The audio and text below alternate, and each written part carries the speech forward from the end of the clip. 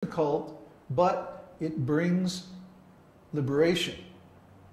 Because now everything is in relationship with Krishna. Our joy, our suffering, our work, our play, even sleeping is in relationship with Krishna. Everything, our eating, we can bring everything into relationship with Krishna. This is the art of devotional service.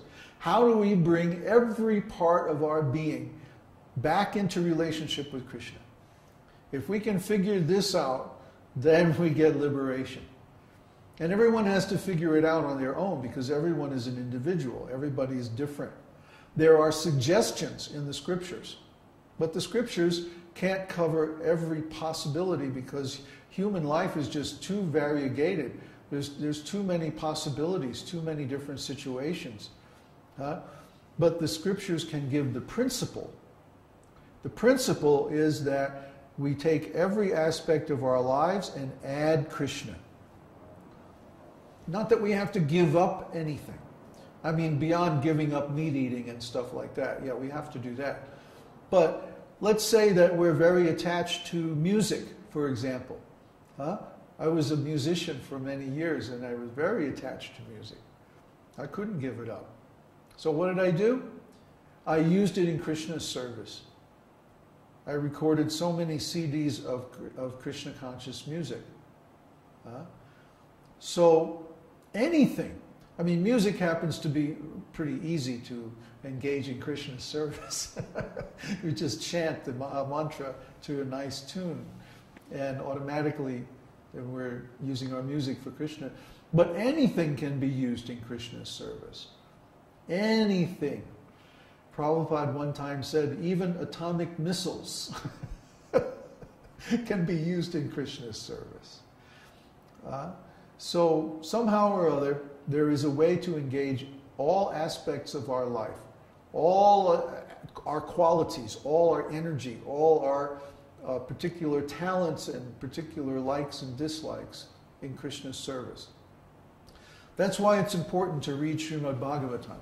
Srimad Bhagavatam has so many stories of different devotees who are, you'll see they're very unique and individual, and how they engage themselves in Krishna's service, their particular qualities or their particular situation. Any more questions? What is the difference between linear time in the material world, even though time is seemingly cyclical as registered by a clock, and the non-existence of the element of time in the spiritual realm, even though we are witness to samsara? This is a big question. Who's there?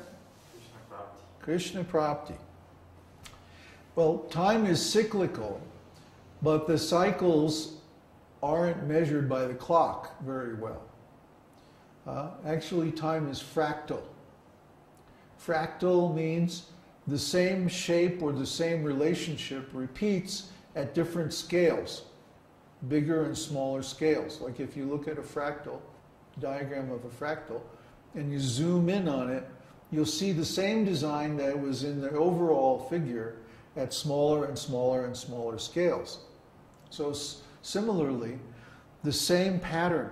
Remember that pattern? Creation, gestation, birth, growth, production of byproducts, dwindling, and death. 7 stages. You see that pattern reflected over and over and over and over at different scales, some larger and some smaller. And that's the pattern of time. So that pattern is reflected in the day, the night,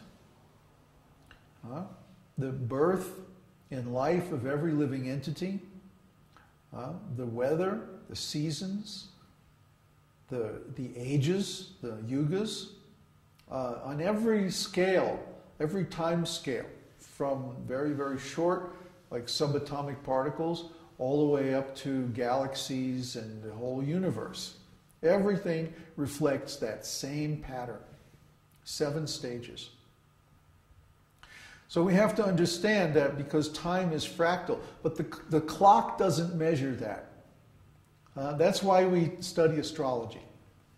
because the actual measure is in the movements of the planets and stars. The clock is only a convenient approximation of the movement of the sun. It doesn't even exactly measure that. Yeah? It's just approximate. Western science is very good at confusing us by making abstract representations of natural things and then claiming that that's the actual thing. Like time is measured by the clock.